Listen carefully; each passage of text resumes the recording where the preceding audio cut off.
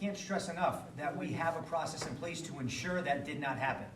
Okay, So the risk limiting audit, so say what that process hold on, is. give me a second. Yeah, You sure. just spoke. So we have the ability to prove that the machines read the ballots the way voters intended them to.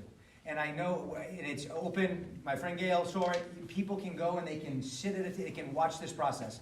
And I know that it might not satisfy your concern, but there's no other thing that we can do other than to manually hand count, eye count ballots, to compare them to the results, to ensure that the machines read the ballots the way they intended them to. Okay, so the machines read the ballots the way they intended to, but you cannot say here, again, with 100% certainty, that that's what the voter actually intended. Because when the ballots are disconnected, you can't get back to that vote unless you have means of connecting the ballot to the voter. And that's what when the CDRs and the cast vote records actually show up, you've disconnected the thing. Yeah, we cannot connect a vote to a voter. That's the point about our Exactly. process. But that's democracy. But you don't It's want a that. secret ballot. Yeah, you don't I want it. understand that. It is a secret ballot, and I agree with that, okay? So the point that I'm making is, you're talking about intention, but you have blocks that are completely opaque with regard to what you get as a result. You're saying that there's nothing going into that machine that is actually not authenticated, that has not actually gone through an authentication process, and then everything that happens in those time periods in between are huge windows of opportunity for fraud, just as you saw in Connecticut and other things, and you're admitting that the system has issues. So now, in terms of what you have for a voter intent, yeah, there's only, how do we authenticate that? That's the very essence of election integrity. That's kind of what we're all concerned about. And it's a process that I know that you sit on an advisory board, you have Eric, and we can go upstream if you want to where these boards go, and the advisory teams that are there to make decisions and inform the elected officials. But ultimately, there's constituents that have to say, do I have to live with those results? And how dangerous are those results if that's not the way? If I can't authenticate and say that's a genuine thing, then that is a huge, huge thing, because my life may be at stake. And I take that as like completely serious. Yes, I've served in the military. I understand whenever you see those pictures about bombs going off, yeah, I've seen that in person. You don't want to feel that kind of thing. It hurts. It is nasty. Been knocked down, been there, done that. Nobody should be dying for these kinds of things. Everybody that goes to war should be doing so with the full confidence, and not somebody simply saying so, but with the full confidence that the system has the integrity necessary. And that, there's too many, I know you want to talk about you've submitted things, but voter intention and all that other stuff, there's not enough, there's too many windows, too many possibilities. And as you extend out the voting periods and everything else, when you extend out the registrations, we're looking at these things. And even the candidates, the signatures, when you look at things that are digital, digital stuff is the world's best copy machine. Computers copy, that's what they were made to do. So this whole kind of thing is, if I put everything on paper, yeah, you can be pretty sure that if I rip that paper, that's destroyed. With the computers, you don't do that. And you want to know the proof of how you know the state actually knows how to control things with regard to computers. I used to work for the lottery industry. I worked for GTEC. They actually are burning the tickets. The tickets are destructed, and the signature that's put into the tickets is actually based on the printer that prints the lottery ticket. So we know about these process things, but you cannot sit there and tell me that you have a computer system that when somebody's actually removed from the voter rolls, that you completely remove them from the voter rolls, and they don't just come back to life at some other point. That happens. People come back. All of a sudden, somebody's registered in another state completely. They come back, Rob, and their entire history shows up again with their old voter identification number. So if you're a candidate and you're going from one place to another and you're saying, okay, I want to take and get this person's vote, if they're legit, if I want to get this person's vote, you can't know about that person if you don't see it on the candidacy voter rolls. But if the data is all of a sudden introduced to favor one side or another, then that's an issue. That's actually playing favors to a particular side that has access to something that you don't have. So again, I've heard that, I've been there during the recounts and everything else. I've been through a number of different things and seeing certain things that are going on in the voter rolls. How do you establish the integrity to ensure that there's no monkey business? There's nothing by being completely transparent. So there's issues about even saying you're transparent when there's other issues where it's not transparent at all. There's no system that's completely 100% transparent. And I've thought this through a great deal because, yeah, there's issues even at the local level, and I'm not accusing anybody, even though I'm pointing this way. Fraud has actually been in the state, believe it or not, in the second election that was held. The second election that was in the state of Rhode Island, down in Portsmouth, they had fraud completely. So it's not beyond it. So I'm sorry. Go ahead. I'm sorry. Last question. I have to be in Providence at 1:30, so. All right, so I'm going back to online registration.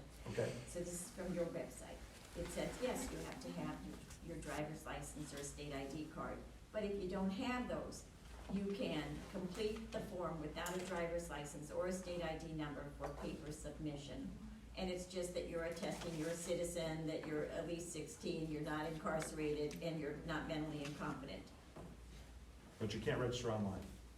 So That was explain the that question- for that was the paper question you asked. submission, because they're not submitting ever. They're They're not not- ever submitting a state they're ID or they're submitting driver's that- license. They're submitting what's on that list in person at a canvassing authority, and then they're signing an attestation.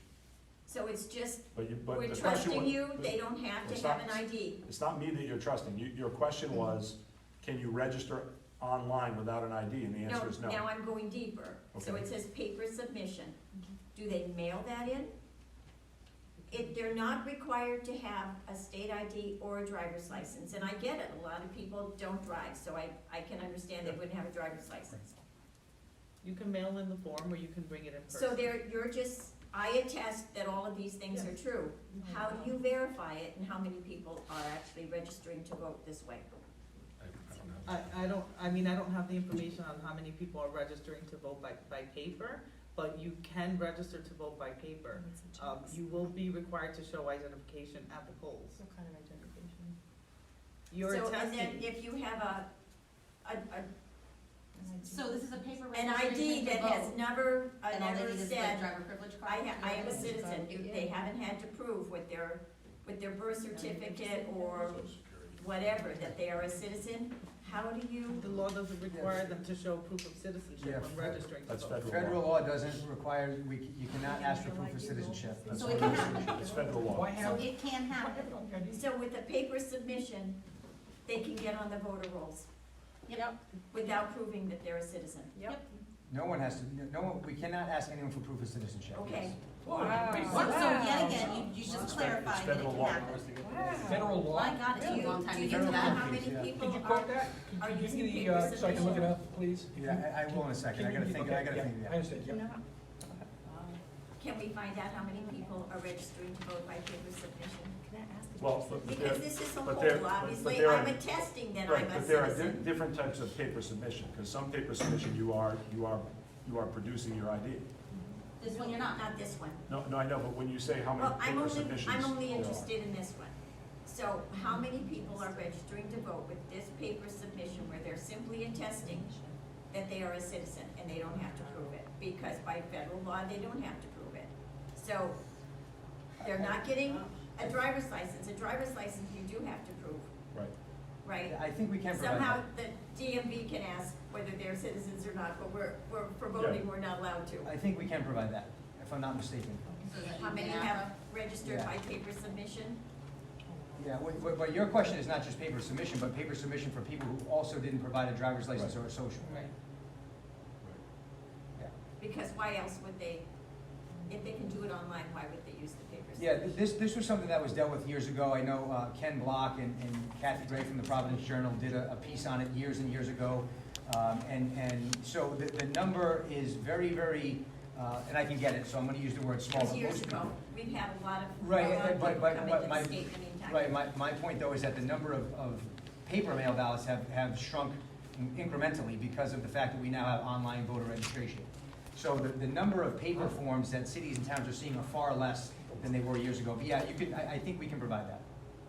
Great. Before you go, I'd like to say something, because I was here. Sure. I was waiting for everybody else to do it, all of you folks. Looking at you all. Come on, Gail. Okay, now, I am a foot soldier. I'm a big mouth, and I go out and I go for it, and tell you to face, and I don't back down. I back that up. Thank you. He knows I've been out of the State House for years, pushing. We have been out since the 2020 election, right after, like a month or two after. We've been out on the streets. We have canvassed our towns, we have gone to the BOEs, we've done APRAs, we've done everything. We took the voter rolls, where you say we can get the information of what they are, we went door to door, and I'm talking Coventry, because I'm from Coventry. We had 5 notebooks this thick, full of fraud, just in this town alone. I asked our canvassers, we went to our canvass board and said to Laurie, can we set up an appointment? We were in the room when we were told no, on no. More than one. Then when we did go to the meeting, when we finally, they were having a board of canvassers meeting, we went, we were told, we're not elected, we're appointed, so we don't have to worry about what you think. When we go to the BOE, to the big board, and you got that board of electors up there, they weren't elected, they were appointed, they got their jobs. We, the people, didn't elect them. We don't know anything about them. We don't know their background. We don't know what they're getting paid. We don't know what their agendas are. I sat in some of those meetings with the risk management thing. When they did that form, I didn't agree with what they were saying. Well, let's just do it this way. They're cutting off a lot of the things that we had to protect us. No, we're not going to do that anymore. We're just going to do it this way. So watch, that stuff is what we're upset about. And I'm mad and I'm ready to fight. So Gail, the only thing I'll say to that is, you know, you can always contact us, and we're happy to I meet do at go. any And time. Rob, I got to say, you guys were great. You have gone above and beyond. Kathy even sent discs out for us yesterday, right? Nope. I didn't get it. You didn't get it? I did sent not an get it. email. And I can show you, I sent an email. So I will ask, so the only thing I will ask is, give us those notebooks. Tell, if there's fraud. I don't think we're gonna give Well, so those. meet with us, so meet with us, We so meet couldn't with even us. have Well, the yeah. canvassing board do a right thing with us. Meet with What us.